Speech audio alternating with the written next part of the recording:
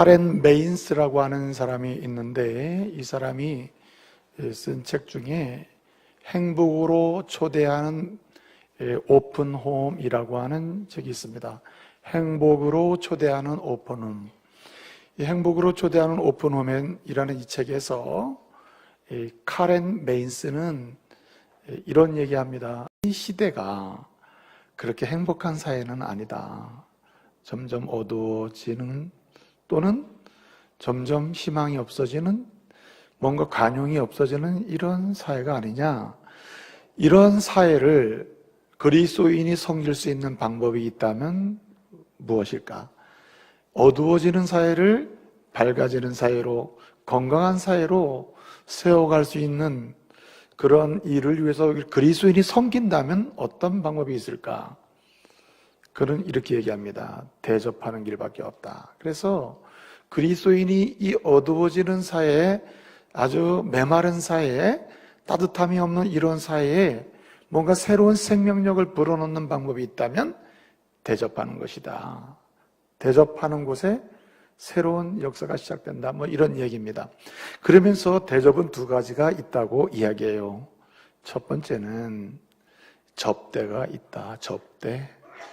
여러분, 접대 많이 하잖아요. 손님을 만나도 접대, 필요를 위해서 누군가를 만나도 접대, 가게에 누가 찾아도 접대, 어떻든 집을 누가 찾아도 접대를 합니다. 이 접대라는 것은 계속해서 연결고리를 만드는 중요한 과정인데요. 이 메인스는 말합니다. 대접의 한 종류가 접대다. 그런데 이 접대의 방향성은 어디에 있을까? 이 접대는 방향성이 대접을 받는 그 사람 자체를 귀히 여기는 쪽에 있는 게 아니라, 이 접대를 통해서 자기의 아름다운, 또는 자기가 또 꾸미고 있는 삶의 분위기, 또 가정 같은 경우에는 우리 집의 치장, 우리 집을 꾸민 어떤 그 아름다움, 또는 자기 자신이 만든 음식, 또 자기 자신에 대해서, 또는 자기가 원하는 것을 얻으려고 할 때 그것을 얻기 위하여 강하게 인상을 남기는 쪽에 있다. 다른 사람에게 나에 관해서 강한 인상을 남기려는 쪽에 접대의 초점이 있다는 겁니다. 그런데 또 하나의 대접이 있다. 그것은 환대로서의 대접이다. 환대로서의 대접. 이 환대로서의 대접은, 그것은 뭔가 접대, 대접하는 본인의 뭔가 이익이나 뭔가 목적을 두고 강하게 자기 자신에 대해서 인상을 남기려고 하는 쪽에 있는 게 아니라, 자기 자신의 어떤 상황과 상관없이 대접을 받는 그 사람을 귀히 여기고 그 사람을 어떻게 하든지 섬기려고 하는 노력과 지향점을 지닌다는 거예요. 그래서 접대로서의 대접은 그 지향점이 사물에 있다면, 환대로서의 대접은 사람에게 있다는 거예요. 사람 그 자체에 있다. 여러분 생각해 보세요. 여러분, 예를 들어서 여러분의 가족 중에 누가 한 주간 동안 어디 나갔다가 주일마다 온다든지, 한 달에 한 번씩 온다든지, 또 공부하러 간 자녀들이 주말에 집에 온다든지, 그럴 때마다 여러분의 가정을 대청소를 하고 막 꽃을 사다 꽂고, 그리고 잘 준비하고, 그리고 새로운 음식을 만들어 딱 대접합니까? 늘 그렇잖아요. 그죠? 가면 집 분위기 그대로죠. 그냥 새로운 뭔가 만들어 놓은 건 아니잖아요. 그렇다고 여러분이 혹시 여러분이 집에 갔는데 어째 내가 왔는데 청소도 안 하고 꽃도 안 꽂아놓고, 예? 특별한 음식도 준비 안 하고 어째 그럴 수가 있냐고 여러분 실망하고 그냥 나와버립니까? 다 알잖아요.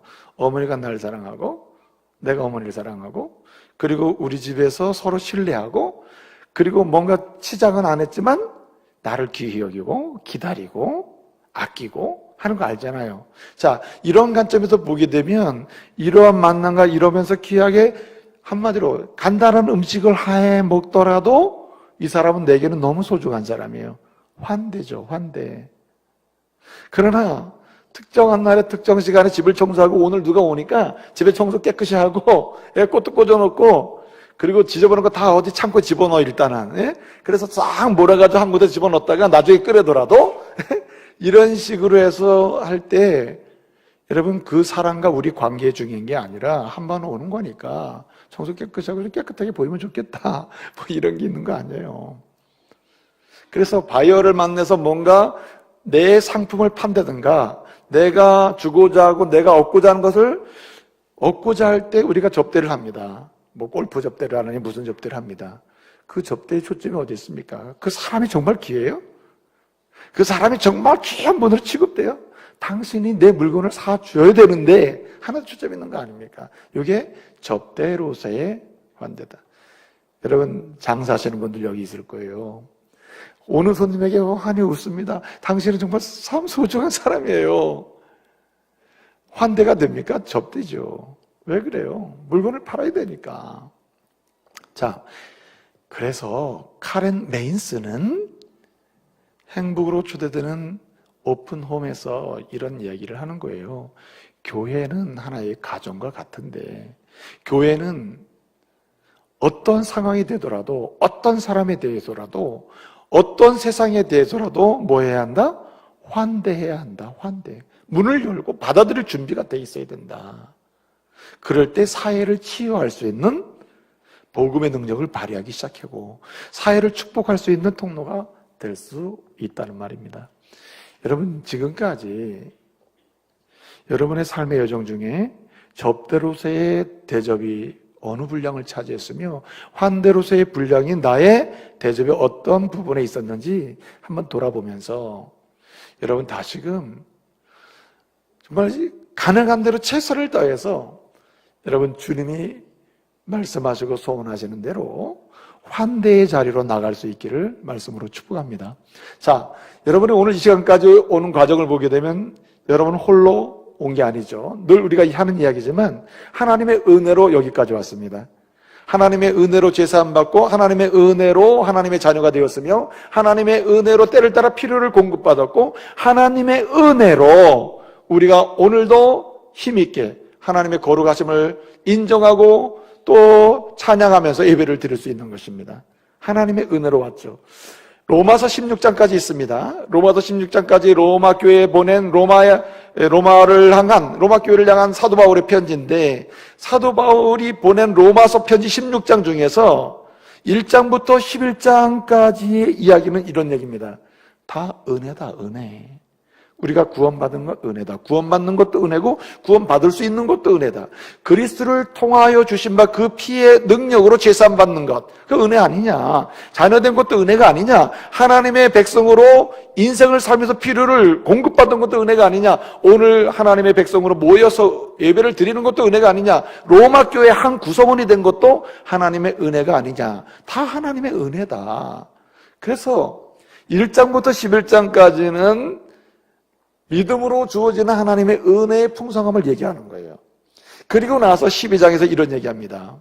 여러분, 당신이 은혜 받고 나도 은혜 받고 내가 여러분에게 로마서라고 하는 편지를 쓰는데 이 편지를 쓰는 나조차도 내가 지금까지 은혜로 구원받고 은혜가 되고 은혜로 사도가 되고 은혜로 인하여 내가 당신에게 편지를 쓰는 겁니다. 은혜로 인하여 당신과 나 사이에 편지를 주고받을 수 있는 관계가 됐습니다. 다 은혜로 여기까지 왔습니다. 내가 은혜 받고 은혜를 받고 있는 여러분들에게 부탁하고 싶은 얘기가 있습니다. 오늘 이 얘기하는 거예요. 한마디로 이렇게 은혜 주시는 하나님에 대해서 은혜 받은 사람으로서 은혜를 받고 있는 자로서 우리의 최상의 응답, 레스폰스는 무엇일까? 반응을 해야 될 게 아니냐. 은혜를 주셨는데 은혜를 주고 계시면 최상의 반응으로 응답을 하고 주님이 은혜를 주시면 우리가 뭔가 드려야 되지 않느냐. 이 얘기하는 거예요. 바울은 뭘 드려야 한다고 얘기합니까? 은혜 주신 하나님에 대한 그 은혜의 감사에 대해서 감사의 최고의 응답은 예배라는 얘기를 하고 있는 거예요. 예배. 무엇을 하기도 전에 하나님이 주신 은혜에 대해서 한 최고의 응답이요 반응은 예배를 드리는 것이다. 이게 한마디로 무슨 예배를 했어요? 영적 예배다. 그래서 이렇게 얘기하는 겁니다. 그러므로 형제들아, 그러므로 로마교회 성도 여러분, 은혜 받은 여러분, 나도 은혜 받은 사도로서 은혜 받은 저와 여러분, 여러분이 은혜 받았으니 은혜 받은 사람으로서 어떻게 응답해야 하겠습니까? 나는 여러분들에게 권합니다. 그러므로 형제들아, 내가 하나님의 모든 자비하심으로 여러분을 권합니다. 하나님의 자비하심은 다른 말로 하면 은혜입니다. 은혜. 앞에 내가 한 모든 이야기가 은혜, 자비하심. 하나님의 자비하심으로 뭘 합니다. 은혜 받은 걸로 얘기합니다. 은혜 받았으니 내가 얘기합니다. 여러분, 은혜 받은 자로서 응답할 줄 알아야 됩니다. 응답하세요. 최고의 응답은 뭐라 합니까? 너희 몸을 하나님이 기뻐하시는 거룩한 산제물로 드려라. 이는 너희의 드릴 영적 예배니라. 예? 영적 예배를 드려라. 영적 예배야말로 은혜 주신 하나님에 대한 최고의 응답이고 최고의 반응이다. 이렇게 말씀하고 있는 거예요. 여러분, 우리가 이렇게 공적인 예배를 드리고 있습니다. 시간을 2시 반에 또 2시에 찬양하고 2시 반에 말씀을 나누고 이렇게 공적인 예배를 드리잖아요. 사도 바울은 말합니다. 이 공적 예배를 시작으로 해서 그리고 월요일, 화요일, 수요일 쭉 나가잖아요. 토요일까지 일주일 내내 당신의 삶 전체를 드리는 이런 영적 예배를 드려야 한다고 얘기하는 거예요. 그럴 때 은혜에 대한 응답을 제대로 하는 것이다. 이렇게 얘기하는 겁니다. 여러분, 이 공적인 예배는 시작에 불과합니다. 오늘 이 시간의 예배는 시작에 불과한 거예요. 그리고 일주일 내내 뭐 해야 되느냐? 하나님께 삶으로, 거룩한 삶으로 예배를 드려야 한다는 말이죠. 하나님께 드려야 돼. 이게 영적인 예배다. 이 영적이라는 말이 로기켄이라는 말이에요. 로기켄이라는 말인데, 이 말은 원래 이성적이고 합리적이라는 뜻이에요. 이러한 예배가 합리적이고 타당한 예배다. 그리고 이치에 맞는 예배다 하는 뜻입니다. 자, 여러분, 예배는 본래 산제물 드려라. 너희 몸을 하나님이 기뻐하시는 거룩한 산제물로 드리라는 말은 제사를 얘기하는 겁니다. 제사들. 옛날에 그래서 산제사들이라고 번역이 되어 있거든요. 여러분, 본래 제사는 죽은 제사로 드립니까? 아니면 산채로 드립니까? 구약의 제사는 잡아서 드리잖아요. 그런데 오늘 뭘로 드리래요? 산채로 드리라는 거예요. 산채로. 당신이 죽어서 드리지 말고 살아있을 때 전체를 산채로 그냥 드리라는 거예요. 산채로. 그러면 본래 이 구약의 때 그 예배는 누가 예배를 드렸습니까? 제사장이 드리잖아요. 제사장이 동물을 잡아서 드리면서 예배를 드립니다. 그러면 제사장은 다른 일을 안 하잖아요. 다른 일을 안 하고 제사장은 성전에 거주하면서 성전을 중심으로 자기 삶을 다 성전에 드리면서 성전에 있으면서 일차적으로 하는 가업은 공적인 예배를 드립니다. 공적인 예배를 드려요. 그 다음에 공적인 예배를 드리는데 동물을 죽여서 드리잖아요. 그러니까 이것은 뭘 의미하냐면 24시간 성전을 중심으로 제사장은 뭐 하는 거냐면 자기 삶, 자고 일어나고 먹고 자고 하는 거 다 삶 자체를 하나님께 드리는 겁니다. 헌신하는 거죠. 그 다음에 두 번째 하는 일은 뭐냐면 제사장이 예배를 드릴 뿐만 아니라 동시에 이스라엘 백성을 위하여 기도합니다. 이스라엘 백성들의 아픔, 눈물, 또 탄식하는 이야기들, 고통하는 거 이런 걸 다 끌어안고 주님 앞에 나가서 이스라엘 주의 백성이 이렇게 고통하고 있습니다. 기도를 해요. 기도로 축복을 합니다. 동시에 하나님의 말씀을 가르쳐요. 누구에게? 이스라엘 백성들에게. 하나님 백성이 가르쳐요. 가르쳐서 그 말씀의 은혜를 누리도록 합니다. 이게 제사장이 하는 일이에요. 어디에 주로 거주하면서? 성전에 거주하면서. 그러니까 제사장은 1년 내내 24시간 뭐 하면서 합니까? 하나님께 예배 드리면서 하는 겁니다. 공적인 예배도 드리지만 자기의 삶 전체를 통해서 기도로 축복하고 말씀을 가르치며 축복하고 시간 전체를 하나님 앞에 드리면서 축복합니다. 어디에 거주하면서? 성전에 있으면서. 근데 바울은 이런 제사장처럼 당신이 그렇게 공적인 예배뿐만 아니라 24시간 일주일 내내 하나님께 예배를 드려야 된다는 거예요. 모든 삶을 하나님께 거룩하게 삶으로 예배를 드려야 된다는 겁니다. 삶으로. 여러분, 사도 바울이 이 이야기를 고린도 교회에는 이렇게 표현했습니다. 고린도전서 6장 19절을 보게 되면 사도 바울이 이렇게 얘기합니다. 너희는 예수님 믿는 분들이에요. 여러분들은 움직이는, 돌아다니는 성령의 뭐라 그랬어요? 전입니다. 성령의 전. 다시 얘기하면 하나님이 거주하는 움직이는 성전입니다. 이렇게 얘기했어요. 구약시대는 예루살렘 성전 딱 하나 있잖아요. 그래서 거기서 제사장이 24시간 예배드리고 공적 예배드리고 또 일상의 모든 삶을 다 사용해서 이스라엘 백성을 뭐합니까? 축복하고 말씀을 가르쳐 축복하고 기도로 축복하는 거예요. 그런데 이 구조를 그대로 가져와서 얘기하는 거예요. 바울은 말합니다. 여러분들은 움직이는 뭐라고요? 성전입니다. 주님이 계신 성전입니다. 자, 성전이니까 성전에서 24시간 1년 내내 계속 돼야 될 건 뭐예요? 예배죠. 예배. 예배가 계속 돼야 하는 겁니다. 그래서 사도 바울은 6장 19절에서 여러분들은 움직이는 성전입니다. 하나님이 거하시는 성전입니다. 이렇게 얘기한 다음에 고린도서 6장 20절에서 이렇게 얘기합니다. 너희는 값으로 산 것이 되었으니 너희 몸으로 하나님께 뭘 돌려라? 영광을 돌려라. 아니, 성전이라고 말해놓고 영광 돌리라요. 이 말은 뭡니까? 몸으로 영광을 돌리라는 말은 일상의 삶을 통하여 하나님께 뭘 드려라? 예배가 되게 하라는 말입니다. 공식적인 순서에 따른 예배도 시작됐지만 이걸 뛰어넘어 이제 일주일 제사장들이 늘 성전에 주는 산 것처럼 당신이 성전이니까 당신이 움직여 돌아다니는 그 성전이니까 성전에 뭐가 있어야 돼요? 예배가 있어야 되잖아요. 그러니까 당신이 성전이니까 당신의 모든 삶이 다 뭐가 돼야 돼요? 예배가 돼야 한다는 거예요. 예배가. 지금 그런 얘기를 하는 겁니다. 그 예배는 삶으로 드리는 예배다. 주님이 기뻐하시는 삶으로 드리는 예배.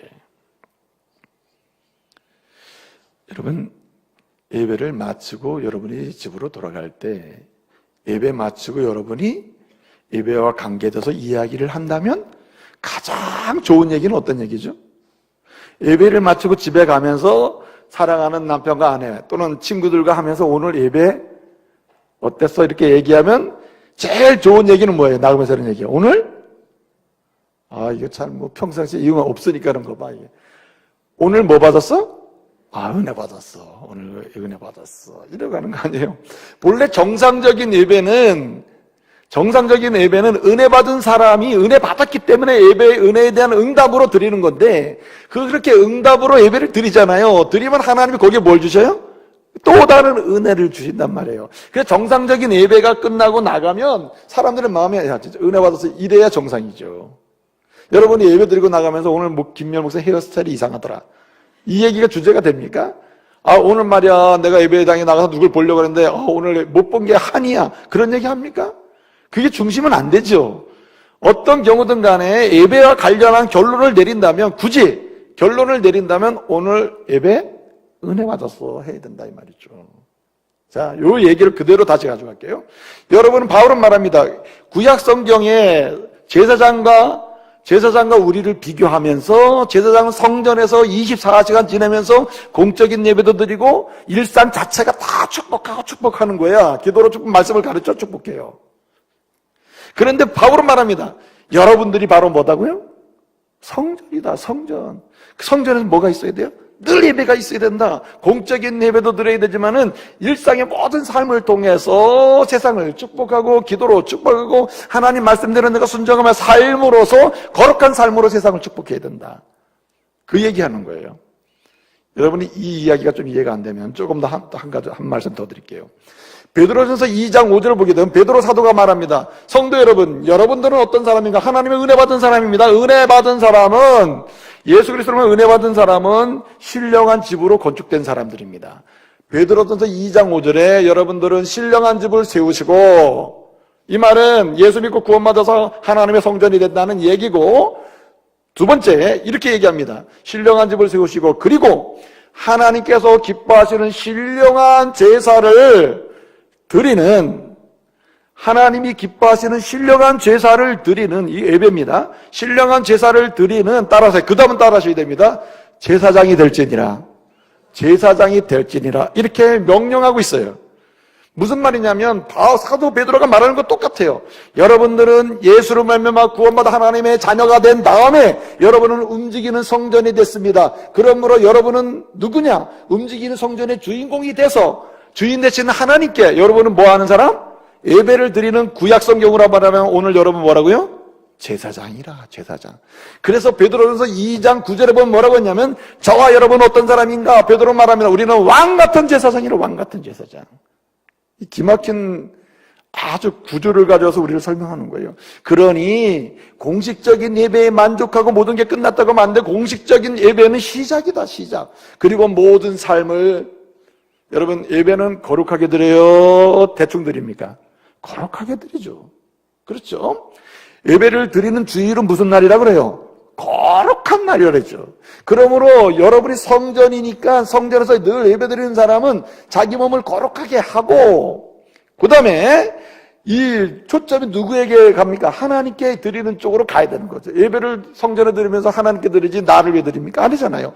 똑같이 일상에 내가 움직이는 성전인데 예배를 드릴 때 내 자신이 하나님께 목적을 두고 예배를 드려야 된다는 거예요. 여러분 움직이는 성전이 되시고 또 움직이는 성전임을 인정하시고 제사장이 되시길 바랍니다. 오늘 이 시대는 목사님이 제사장이 아니에요. 목사님만 제사장이 아닙니다. 모든 사람이 왕같은 제사장인 줄 믿으시길 바랍니다. 그러므로 여러분은 여러분이 움직이는 성전에서 마음껏 준비해가지고 거룩한 찬송을 준비해 거룩한 기도를 준비하고 그리고 거룩한 순종을 준비해서 하나님께 움직이는 성전에서 영광스러운 예배를 매 순간 드려야 돼요. 매 순간. 자, 말씀드렸죠. 매 순간 은혜로운 예배가 드려지면은 예배가 끝날 때마다 우리는 나갈 때마다 뭐 한다 그랬어요? 우리 오늘 뭐 받았어? 은혜 받았어 해야 된다. 그러면 여러분들이 오늘 직장으로 갑니다. 학교로 갑니다. 학교로 가는데 학교에서 성전이 갔어. 거기에서 이 공부하는 자체가 예배가 돼야 된다. 예배가. 그리고 예배를 마쳐. 이 학업의 예배를 마쳐. 그리고 오늘 공부를 마치고 집에 들어올 때 나 오늘 이 학교 성전에서 뭐 받았어? 은혜 받아서 하나님이 함께 하심을 나 체험했어. 하나님이 이렇게 은혜 주셨어. 이렇게 도전해 주셨어. 매 순간마다 은혜 받았어 라고 하는 간증이 있어야 할 줄로 믿습니다. 이게 살아있는 사람의 특성이라는 거예요. 오늘 바울은 이런 얘기하는 겁니다. 11장까지 해서 우리는 다 은혜로 산다. 은혜 받았다. 은혜로 다 구원받고 은혜로 오늘 여기까지 해서 앞으로도 은혜로 천국 갈 것이다. 그러므로 응답으로 예배하는 사람이 되라. 예배는 또 다른 은혜를 주님이 주시는 통로다.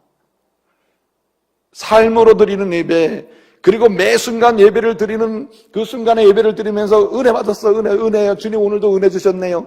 누구를 만날 때마다 그 대화 중에서 주님, 우리 대화 중에 주님이 함께 하셔서 이 대화가, 이 커피 타임이, 티타임 자체가 하나님께 예배가 되기를 원합니다. 대화가 끝난 다음에 당신과 내 오늘 만남이 하나님의 은혜였어라고 간증한다면 거룩한 예배죠. 살아있는 예배죠.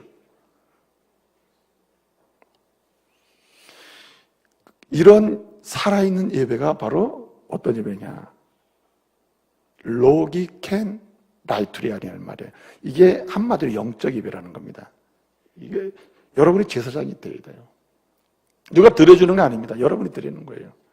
그래서 여러분 시편 기자는 이렇게 얘기합니다. 시편 기자는 시편 116편 12절에서 주님 앞에 고백하기를 주께서 내게 주신 모든 은혜에 대해서, 주께서 내게 주신 모든 은혜에 대해서, 고개 들어보세요. 주께서 내게 주신 모든 은혜에 대해서, 그래도 주께서 내게 주신 모든 은혜에 대해서 내가 무엇으로 보답할까? 무엇으로 보답할까? 여러분, 은혜에 대한 최고의 보답은 뭐라 그랬어요? 영적 예배라 그랬잖아요, 예배. 그래서 시편 기자는 시편 116편 12절에서 무엇으로 보답할까? 스스로 대답해요. 13절에서 말하기를 내가 나에게 준 구원의 잔을 들고 여호와의 이름을 부르며, 이거 뭐 하는 거예요? 내게 구원 주신 은혜에 대해서 감사하면서 찬송을 하고 예배를 드린다는 말이에요. 구원의 여호와의 이름을 부르며. 그 다음에 116편 14절에서 이렇게 얘기합니다. 그 다음에 뿐만 아니라 여호와의 백성 앞에서 내가 나의 서약을 갚으리이다 그랬어요. 이건 뭐 하는 거예요? 이것도 예배인데, 보답하는 건데, 예배인데, 이건 뭐냐? 여호와의 백성 앞에서 내가 서약한 걸 갚는다. 이건 무슨 말이에요? 삶 속에서 주님의 백성답게, 주의 자녀답게 순종하고 거룩함으로 살아서 그들의 축복의 통로가 되고 하나님의 이름을 세계 만방에 선포하겠습니다. 이런 얘기예요. 무슨 예배? 영적 예배로 영광 돌리겠다는 말이죠. 여러분에게 삶이 살아있는 영적 예배의 역사가 일어나기를 말씀으로 축복합니다. 영적 예배의 준공이 되면 여러분의 삶의 순간순간이 감동이 될 거예요. 감격이 되고 능력이 될 겁니다. 그러면 어떻게 하면 이런 영적 예배의 주인공이 될 수 있을까? 여러분이 제사장이 되고 움직이는 성전 속에서 하나님이 지금 여기 임재하시고, 오늘도 내가 직장의 예배를 통하여, 학업의 예배를 통하여, 만남의 예배를 통하여, 티타임의 예배를 통하여, 매 순간의 예배, 잠자는 순간의 예배를 통하여, 예? 내가 오늘 차량 운행을 하는 이 순간을 통하여, 예? 어떻게 하면 영적 예배의 영광을 돌리고 더 나은 예배를 경험하게 되느냐 이거죠. 은혜 받았어. 난 진짜 은혜로 산다. 이런 간증을 할 수 있냔 말이에요. 가장 중요한 조건이 하나 있습니다. 그것이 무엇인가? 오늘 말씀 이렇게 얘기하고 있습니다. 2절에 보면 너희는 이 세대를 뭐하지 말라? 본받지 말라. 이 세대 본받지 말라 그랬습니다. 여러분, 이 세상을 본받으면 영적 예배에서 반드시 실패해요. 이 세상을 본받는 게 아니라 이 세상을 리노베이션, 갱신하고 개혁하고 혁신하는 그리스도인의 태도를 지향해야지 세상의 습관과 풍류와 행동 양식과 삶의 양식이 나를 지배하게 만들면 안 된다는 거예요. 여러분, 여기 본받지 말라라고 하는 말이, 이제 뭐뭐 하지 말라고 하는 말은, 부정의 말은 헬라어로 매라고 그래요. 매라는 말이 나오면 뭐뭐 하지 마 이럴 때 부정하는 거거든요. 영어로 하면 not에 속해요. 매라는 말이 먼저 나오고, 그 다음에 나오는 말이 뭐냐면은 시스케마티조라는 말이, 시스케마티조인데, 이 시스케마티조가 본받다는 말이에요. 그러니까 본받지 말라라는 말인데, 이 시스케마티조라는 말이 본래 어디서 온 말이냐면 스케마라는 데서 왔어요. 스케마라는 것은 뭐냐면 외적으로 드러난 모습을 가리켜요. 외적으로 그냥 드러난 모습, 그냥 보면 딱 보이는 모습, 이 상태를 가리켜요. 외적으로 드러난 모습을 가리킵니다. 여러분에게 묻겠습니다. 여러분들이 오늘 이 교회에 오기 전에, 예배 자리에 오기 전에 5시간 전, 6시간 전에 여러분의 집에 있을 때의 얼굴의 모습하고 여러분이 이 순간 여기 앉아있는 얼굴의 모습하고 비교를 하면 같아요, 달라요? 같아? 믿을 수가 없어요. 저는 교회에서 늘 보다가 어느 날 갑자기 신방 가서 보면 이분이 진짜 그 집사님 만날 때가 있다고. 너무 치료를 많이 하셔가지고 전혀 다른 얼굴이. 자, 여러분이 몇 시간 전에 집에서 자유롭게 있던 얼굴하고 이 얼굴하고 어떻게 같냐고. 저도 꽤나 신경 쓴 얼굴이라고 지금 이게. 예? 다 뭐 머리도 좀 신경 쓰고 가끔씩 이렇게 얘기해 우리 아내가.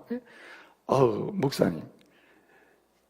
목사님, 당신 그 모습을 성도들이 보면 설교할 때 은혜 받을까요? 아니지. 예? 다르죠. 집 안에 있을 때와 집 밖으로 나갈 때의 모습이 달라지잖아요. 여기 스케마라는 건 뭐냐면 집 안에 있을 때하고 집 밖에 있을 때 달라지는 모습을, 달라지잖아요. 달라지는 모습 그대로를 닮아가는 상태를 가리켜요. 이런 식의 본받으면 안 된다. 이 세상의 것들은 집 안에 있을 때하고 집 밖에 있을 때 달라지는 것처럼 오늘하고 내일이 달리고 오늘 좋게 생각, 내일 다르게 생각한다. 기준이 없는 시대, 기준이. 그러니 그거 따라가다가는 하나님을 거룩하게 예배할 수가 없다는 거죠. 그 이유가 있어요. 여러분, 세상이 이렇게 집에 있을 때 밖에 있을 때 다르게 보이는 외양이 나타나는데 그 겉으로 보이는 것을 그냥 이렇게 따라가다 보면은 여러분 때문에 하나님이 가려진다. 본래 예배는 누구를 드러내는 거죠? 하나님을 드러내고 하나님께 영광을 돌리는 거잖아요. 하나님을 보이게 만드는 거잖아요. 하나님을 만나게 만드는 게 예배거든요. 그래서 여러분이 움직이는 성전으로서 스스로 제사장이 되어서 하나님께 영광스러운 예배를 드릴 때 이러한 거룩한 삶을 살아가는 예배를 드리면 함께 직장생활하는 사람이 직장의 예배를 드릴 때 다른 사람이 역시 당신은 달라, 예수 믿는 사람이네, 예수님을 보게 된단 말이에요. 그런데 만약에 똑같이 세상 사람들이 하는 것처럼 겉모술수와 계략을 쓰고 또 여러 가지 정죄를 하고 또 왕따를 시키고 세상적으로 살아가는 방식의 삶의 행동 양식을 그대로 닮아간다면 이건 계속 바뀌는 거기 때문에 주님의 아름다움을 드러낼 수가 없단 말이에요. 여러분, 계시록 21장 8절을 보게 되면 두려워하는 자들, 흉악한 자들, 그 다음에 이 믿지 않은 자들, 그리고 음행하는 자들, 점술가들, 그 다음에 뭡니까? 그 우상숭배하는 자들, 거짓말하는 자들, 이런 자들은 다 결국 어디로 가냐면은 은혜 받지 못함으로 지옥으로 간다, 이렇게 돼 있어요. 근데 세상이 어떠냐? 세상이 거짓말에 익숙하고 남을 정죄하는 데 익숙하고 음란한 데 익숙하고 그게 자연스럽잖아요. 그냥 가만히 있으면 그건 닮아가는 거 아닙니까? 그렇죠? 근데 그런 걸 닮으면 안 된다. 그런 거를 어떻게 해야 되느냐? 배격할 수 있어야 된다. 그래서 여러분, 이 요한일서 2장 15절에서 사도 요한이 말합니다. 여러분은 이 세상이나 세상에 속한 것들을 절대 사랑하지 마세요. 이 말은 이런 뜻이에요. 이 세상이나 세상 것들을 사랑하지 말라는 말은 사랑 안 할게요 라고 하는 게 아니라 거꾸로를 강조하고 있어요. 세상의 악한 것, 죄의 악은 뭐하라? 미워하라는 말이에요. 미워하라. 여러분, 하나님께서 우리에게 미워할 특권을 안 주셨습니다. 그러나 딱 하나, 하나님의 자녀들이 미워할 수 있는 조건을 하나 딱 주셨어요. 그것이 뭐냐면 제 악에 대해서는 반감을 가져라. 미워하라는 거예요. 미워하라. 이거는 미워해야지 경계가 된다는 거죠. 그러나 미워하는 것 가지고는 안 돼요. 끊임없이 세상을 닮아가려고 하고 닮게 자꾸 유혹하는 이런 세상에 대해서 이걸 닮지 않으려면 어떻게 해야 되느냐?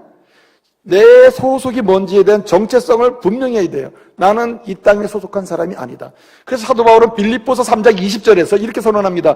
여러분들은 이 세상을 닮아가면 안 됩니다. 이 세상에 소금이며 빛이 되어야 되는데, 한마디로 영적인 예배를 통해서 세상 속에 주님을 선포해야 되는데 어떻게 해야 되느냐? 당신의 소속을 명료하게 하라. 빌립보서 3장 20절은 뭐라 했습니까? 여러분들, 우리의 모든 시민권은 어디에 있다? 하늘에 있다. 하늘에. 나는 하늘에 속한 자여라고 하는 정체성을 가지고 강한 의식을 가지고 도전해야 된다는 거예요. 나는 이 세상을 살지만 하늘에 속한 사람이다. 그 자부심을 가지고 가면은 당신이 세상을 닮아가는 게 아니라 세상을 거칠도록 밀어붙이면서 개혁할 수가 있다는 거죠. 여러분, 이 칼빈이라는 사람을 통해서, 종교개혁자를 통해서 주신 좋은 모토 중에 하나가 뭐냐면 건강한 교회는 계속 개혁돼야 한다는 겁니다. 건강한 교회는 개혁해놓고 이 정도면 됐다, 안 된다는 거예요. 세상을 계속해서 닮아가는 것을 거절하고 이겨낼 수 있는 방법은 정체성을 확실히 하는 거예요. 정체성을. 그래야 누가 보이기 시작해요? 당신을 통하여 하나님이 보이기 시작하는 거죠. 건강한 예배, 진정한 예배는 예배를 드리는 현장에서 오직 주님의 이름만 높아져요. 주님만 만나게 되고 주님만 보게 된다, 이거죠. 어떤 목사님이 예배를 인도하고 말씀을 전하시는데 그 교회를 아주 잘 줬습니다.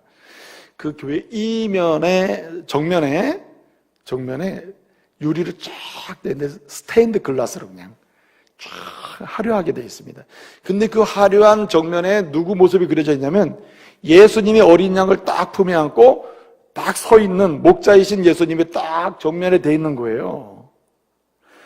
목사님이 그냥 막 은혜로운 설교를 하고 있는데 맨 앞에 있는 한 아이가 엄마랑 같이 앉아 있는데 이 아이가 이렇게 했다가 저렇게 했다가 이렇게 했다가 자꾸만 목사님을 이렇게 쳐다보고 저렇게. 그래서 목사님이 어린아이가 은혜 받고 있구나. 그래서 계획된 시간보다 더 길게 열정적으로 막 설교를 더 한 겁니다.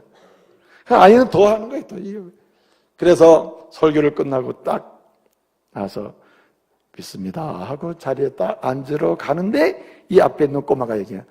엄마 이제야 예수님이 보인다. 이제야 그 스테인드 글라스에 있는 예수님이 제대로 보인다. 이거 이제야. 그래서 이 목사님이 그때 깨달았다는 거. 목사인 나도 누구를 가릴 수 있다? 예수님을 가릴 수 있구나. 나는 열심히 설교하고 예배를 드린다고 했는데 나 때문에 예수님이 가려질 수가 있다는 얘기구나.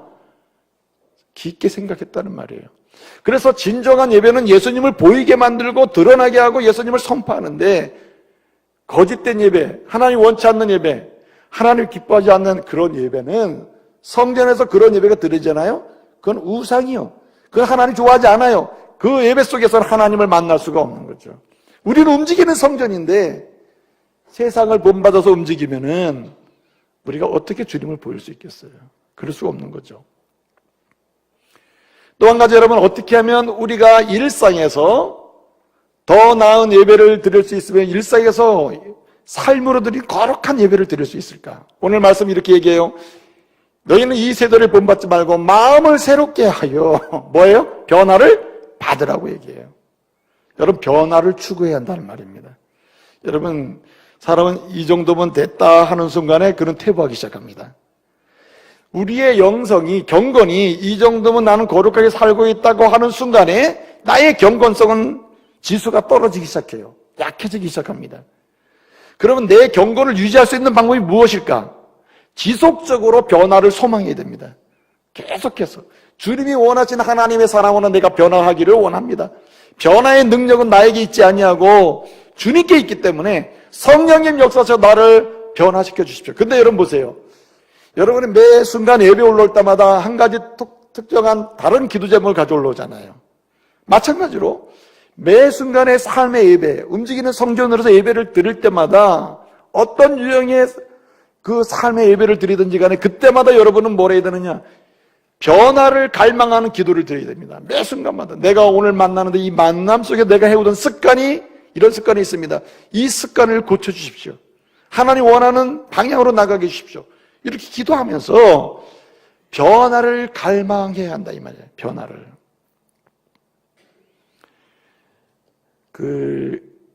여기 변화 받으라고 하는 말은 이 메타모로푸스데라고 그래요. 헬라어로 메타모로푸스데. 이 메타모로푸스데라고 하는 말은 원래 어디서 온 말이냐면 모르페라는 말에서 와요. 모르페. 이 모르페라고 하는 말은 뭐냐면 아까 스케마라는 말씀 드렸죠. 본받지 말라 할 때 그 본받는다는 게 이렇게 앞뒤 안과 밖에서 바뀌는 것을 본받는 것을 얘기했잖아요. 그 외형을 얘기했잖아요. 여기 변화를 받으라고 할 때 이 변화를 받으라는 말은 모르페에서 온 말인데 이 모르페라는 말은 본질을 가리켜요. 당신의 인격을 가리킨다고. 눈에 보이진 않지만 실제적으로 행동을 유발하고 행동을 지배하고 있는 당신의 본질적인 인격이 있다고요. 영육 간의 인격적, 전인격적인 그 상태가 있거든요. 이 눈에 보이진 않으나 그것이 여러분을 지배하는 거예요. 자, 그럼 보세요. 앞서 말씀드렸죠. 집에 있을 때하고 지금 여기 지금 모습이 다르다 그랬죠. 근데 여러분 저는 압니다. 집에 있을 때나 여기와 앉아 있을 때나 당신의 속마음은 변화가 없어. 똑같다고. 외양은 바뀌어, 스케마는 바뀌어 있지만 여러분 집에 있을 때나 여기 있을 때나 어디를 가나 변하지 않고 있는 그 상태가 있어요. 그 상태가 뭐냐면 모르페예요. 근데 주님은 집에 있을 때나 여기 있을 때나 눈에 안 보일 뿐이지 보이지 않는 당신의 속사람, 인격이 있는데 주님 말씀하십니다. 정말 살아있는 예배, 영적인 예배, 삶으로 예배를 드리려면은 보이지 않는 그 인격을 바꾸라는 거예요. 인격을. 근데 여러분 보이지 않는 인격을 바꾸는 게 쉬워요? 아주 어려워요? 예, 여러분 정말 그게 쉬워요? 어려워요? 아니면 쉬워요? 생각해 봐요. 이 모르페는 본질에 속하기 때문에 여러분이 아무리 얼굴을 바꿔서 돌아다녀 봐야 안 바뀐다고. 안 바뀌는 걸 우리가 어떻게 무슨 수로 바꾸겠어요? 그렇지 않아요? 그래서 이 본질적인 인격을 바꾸려면 뭐부터 바꿔야 되냐면 이렇게 얘기합니다. 너희는 이 세대를 본받지 말고 뭘 새롭게 함으로? 마음을 새롭게 함으로 그 모르페를 바꿔라 이렇게 얘기하는 거예요. 인격을 바꿔라. 마음을 새롭게 함으로. 마음이 인격의 중심이라는 얘기죠. 마음이 근원적으로 바뀌면 인격도 바뀐다는 얘기죠. 근데 여기 새롭게 한다는 말이 있습니다. 새롭게. 예, 새롭게 한다는 말이 헬라어는 두 가지가 있거든요. 하나는 네오스라고 하는 말이 있어요. 네오스. 새롭게 한다는 말, 네오스. 두 번째는 카이노스라고 하는 말이 있어요. 네오스라고 하는 말은 이런 뜻입니다. 그냥 시간이 지나면 1시간 전보다 뒤에 시간이 좀 새로워져. 시간상으로 새로워지는 상태를 가리켜요. 시간상으로. 자, 그러면은 모르페는 집에 있으나 밖에 있으나 나가나 어디 가나 모르페는 근원적으로 잘 안 바뀌는 당신의 인격인데 이것이 네오스, 시간적으로 바뀌어요, 안 바뀌어요? 안 바뀌죠. 그래서 그러면 이 모르페, 인격, 근원적인 당신 자체는 어떻게 바뀔 수 있는가? 이거는 근원적인 거다. 그래서 여기 본문에서는 마음을 새롭게 할 때 이 새롭게를 뭘로 썼냐면 두 번째 카이노스를 썼어요. 카이노스는 시간상으로 바뀌는 게 아니에요. 성질상으로 바뀌는 거예요. 성질상으로. 이게 무슨 얘기냐면 근원적으로 뒤집어지는 상태를 가리켜요. 근원적으로 뒤집어지는 거. 여러분, 저 사람은 다 좋은데 뭐가 안 좋아? 성질이 안 좋다는 얘기 종종 듣죠. 저 사람은 저렇게 보여도 성질이 아주 개팍해. 예? 여러분 스스로 생각해 볼 때 나도 예수 믿고 성질이 바뀐 줄 알았더니 어느 특정한 상황이 되면 성질이 나와요, 안 나와요? 나오잖아. 그래서 사도 바울은 말합니다. 성질이 바뀐 줄 알았는데 성질이 아직도 안 바뀌었어. 그런데 여러분 시간 텀은 좀 길어진 건 사실이잖아. 예? 이전에는 너무나 자주 성질이 그런 성질이었는데 예수 믿고 나니까 이 성질이 이제 바뀐 줄 착각할 정도로 오래오래 가다가 어느 순간 터져요. 아직도 덜 바뀌었구나. 그래, 맞아. 덜 바뀌었어요. 그러나 바뀌고 있어. 이 바뀌고 있는 상태를 가리켜서 오늘 주님은 말하는 거예요. 당신은 계속 변화를 받아야 한다. 그래서 여러분 헬라어 문법 중에 항상 헬라어 파싱이 되는 걸 보면 현재나 과거나 미래가 나오고 두 번째는 명령이냐 아니면 일반적인 선언이냐 이런 게 나오고 세 번째 시제는 뭐냐면 수동이나 능동이냐가 나와요. 그래서 이 파싱을 할 때 보면은 예를 들어서 현재 명령법 수동태냐 뭐 과거 명령의 뭐 능동태냐 이렇게 이제 분석을 하거든요. 이 원어 분석을 할 때. 그런데 오늘 여기 변화를 받으라 본받지 말라 할 때 이거는 다 뭐냐면 현재입니다. 현재. 헬라어에서 현재는 반복을 가리켜요. 계속을 가리킵니다. 그러니까 한 번 변했다고 나 이제 변했어. 이건 안 바뀌는입니다. 오늘 변했으면 오늘 변한 것을 은혜를 감사하면서 나가다 보면 오늘 또 한 번 터질 때가 있을 거예요. 그러나 그 텀이 길어진 상태 또 다시 주님 나 이런 존재입니다. 주님 앞에 나오면서 항상 변화를 갈망하면서 성령 안에서 그것을 주님 앞에 내려놓게 되는 성령이 그것을 어떻게 해요? 바꿔주실 줄로 믿습니다. 성질을 바꿔주셔, 성질을. 그래서 카이노스라고 하는 거예요. 카이노스, 성질을 바꿔준다. 예? 이렇게 바꿔주는 것이죠. 사랑하는 성도 여러분, 여러분이 이러한 근원적으로 지속적으로 주님 바뀌기를 원합니다. 이건 종류에 따라 다르죠. 예배의 종류에 따라 다릅니다. 직장 예배가 있고 가정 예배가 있고 개인적인 침대 예배가 있고 공부하는 자기 개인방에서 수업 공부가 있고 업무 예배가 있습니다. 제가 말하는 지금 삶의 예배예요. 그때마다 여러분 하나 끝날 때마다 은혜 받았어라는 간증을 하려면 계속해서 그 순간마다 주님 요것만큼은 주님 저를 변화시켜 주세요. 오늘 이 예배에서는 이 삶의 예배, 이 만남의 예배에서는 요거 변화시켜 주세요. 갈망하는 주님을 향한 구함이 있어야 된다. 그러면 주님이 그거를 바꿔주신다. 갈망이 필요해요. 갈망하는 자에게는 하나님 은혜 주십니다. 갈망하지 않으니까 안 주시는 거죠. 네? 그래서 여러분 우리는 항상 어떤 자리에 있어야 되는가? 우리는 항상 주님 앞에서 갈망하는 자세를 가지고 있어야 돼요. 주님 이 부분을 바꿔주세요. 이 부분을 바꿔주세요. 치유해 주시고 변화시켜 주세요. 전인격적으로 하나님 앞에 쓸 수 있도록 도와주십시오. 이렇게. 그런데 만약에 지속적인 변화를 갈망하지 않고 하나님께 구하지 않잖아요?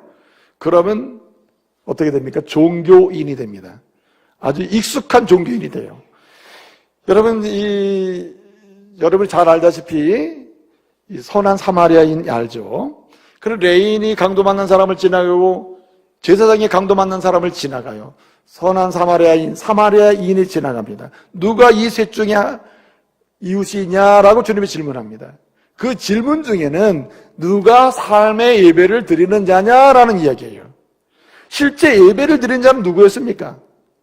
제사장이 예배 드리는 사람이고 레인이 성전에서 예배 드리는 사람 아니에요. 그런데 실제로 공적인 예배를 떠나서 삶의 예배로 나갔더니 레인도 불합격, 제사장도 불합격. 누가 합격이에요?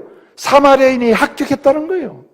그 사람이야말로 공적인 예배도 드리지만 이 사람은 일상에서 거룩한 예배로, 영적 예배로 하나님께 예배를 드렸다. 이 사람은 매 순간마다 하나님의 은혜입니다 라고 간증하는 사람이다 이거죠. 우리는 그런 사람이 되어야 합니다. 그래서 변화를 추구하잖아요. 계속 이 변화를 추구하면서 하나님 새로움을 소망하고 자기의 연약한 인격 중에 약한 부분을 줄여 내놓고 갈망하게 되면 이런 사람은 항상 경건의 자기 자리를 찾게 되는데 이런 사람을 가리켜서 뭐라고 하냐면 믿음의 분량에 서 있다고 그래요. 3절에 보게 되면 뭐라고 얘기했냐면 마땅히 생각할 것 이상으로 뭐하지 말고 생각하지 말고 믿음의 분량대로 생각하라고 얘기해요. 이 말을 뒤에 가서 뭐라 하냐면 믿음의 분수대로 해라래요. 무슨 말입니까? 분수를 지키는 사람, 여러분 목사가 목사의 분수를 지키고 성도가 성도의 분수를 지키고 그리고 하나님의 자녀가 자녀의 분수를 지킬 수 있는 것은 언제 가능하냐? 변화를 갈망할 때 가능해요. 성령이 잠깐 변화시켜 주셔야 그 자리가 지켜지는 겁니다. 여러분 아담과 하와가 왜 쫓겨납니까? 분수를 모르고 하나님처럼 데려가죠. 그거 왜 그래요? 자기의 변화를 갈망하지 않는 것입니다. 여러분 민수기 12장 보게 되면 모세의 누이가 미리암이에요. 미리암이 모세에 대해서 오빠한테 도전을 해요. 당신만 뭐 지도자예요? 뭐 이렇게 도전하잖아요. 모세가 얼마나 황당합니까? 자기 누나가 자기의 도전하는데 하나님이 그를 치십니다. 그에게 나병에 걸리게 하죠. 그 초점 뭐죠? 분수를 모르고 대듭니다. 자기 변화를 갈망하지 않는 사람은 어느 순간에 분수를 모르고 행동하게 돼요. 믿음의 분수를 지키지 못하게 되죠. 여러분 사무엘상 13장을 보게 되면 사울에 관한 이야기가 나와요. 사울이 전쟁을 하게 되었는데 블레셋과 예배를 드리고 전쟁을 하기로 돼 있는데 사무엘이 오지를 않는 거예요. 그런데 군사들이 떠나고 상황이 점점 악화되니까 사울이 스스로 뭐가 돼서 제사장이 돼서 예배를 드려요. 분수를 모르고 예배를 드려요. 하나님 그 예배를 받지 않잖아요. 그래서 변화를 소망하는 사람은 항상 자기 자리를 찾아갑니다. 자기 자리. 변화를 소망하고 갈망하면 주님 변화시켜 주시는데 인격도 변화시키고 그 인격의 부족한 부분을 채워주시기 때문에 아내는 아내의 자리로 남편은 남편의 자리로 학생은 학생의 자리로 목사는 목사의 자리로 가게 돼요. 그 자리를 지키게 되는 것입니다. 여러분 목사도 지속적으로 경건 하나님 앞에서 자신의 경건을 구하면서 하나님께 변화를 갈망하지 않잖아요. 자기의 연약함을 내놓고 변화를 갈망하지 않으면 목사도 소용이 없습니다. 어떻게 됩니까? 자리에서 이탈하게 돼요.